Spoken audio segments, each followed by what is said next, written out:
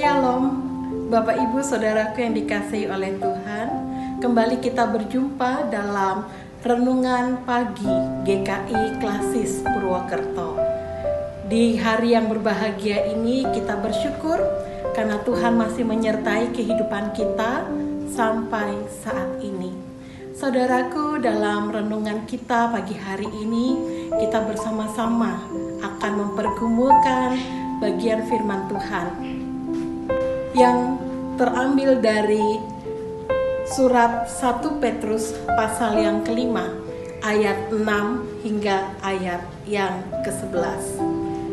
Firman Tuhan berkata, "Karena itu rendahkanlah dirimu di bawah tangan Tuhan yang kuat, supaya kamu ditinggikannya pada waktunya.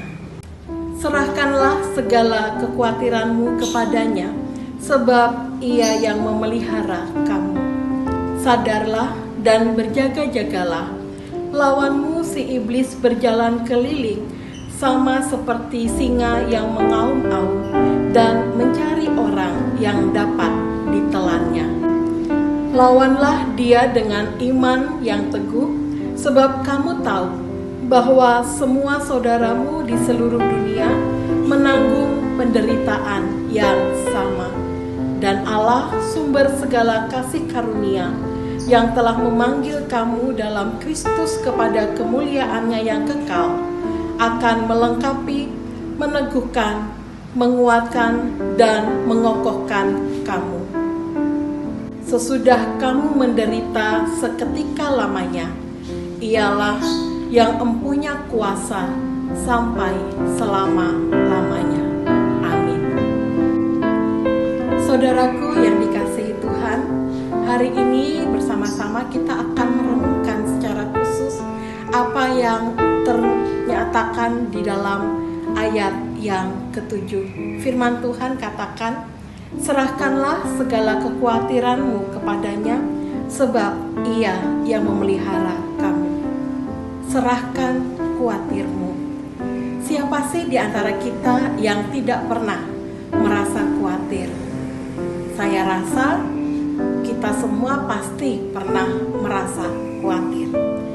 Saudaraku, ada sebuah kisah tentang seorang anak dan ayahnya, di mana suatu ketika sang ayah mengajak anak ini untuk pergi bersepeda ke arah gunung.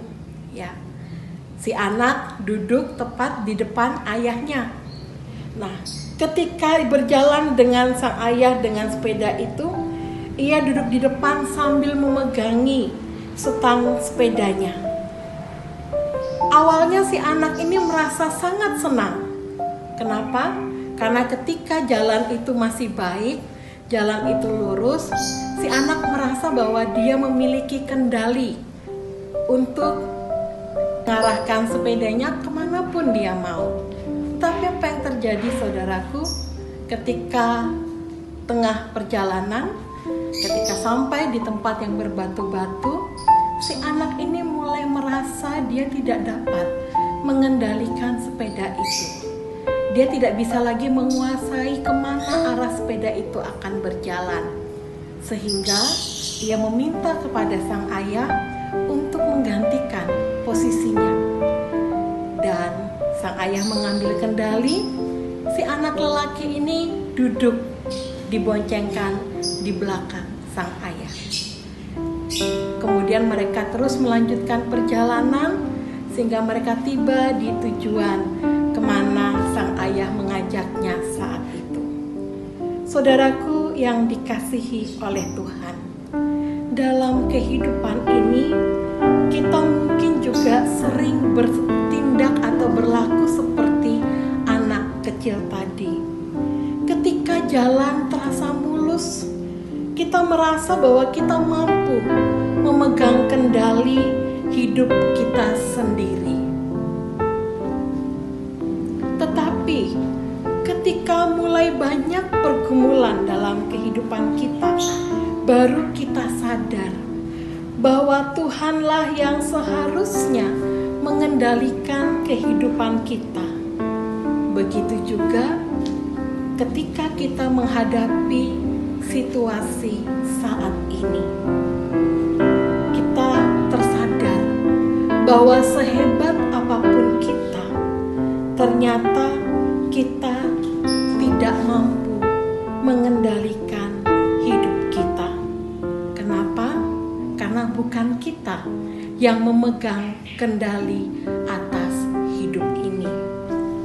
Situasi yang ada saat ini membuat kita merasakan duka yang begitu mendalam ketika kita melihat orang-orang yang kita kasihi selama ini harus mengalami penderitaan.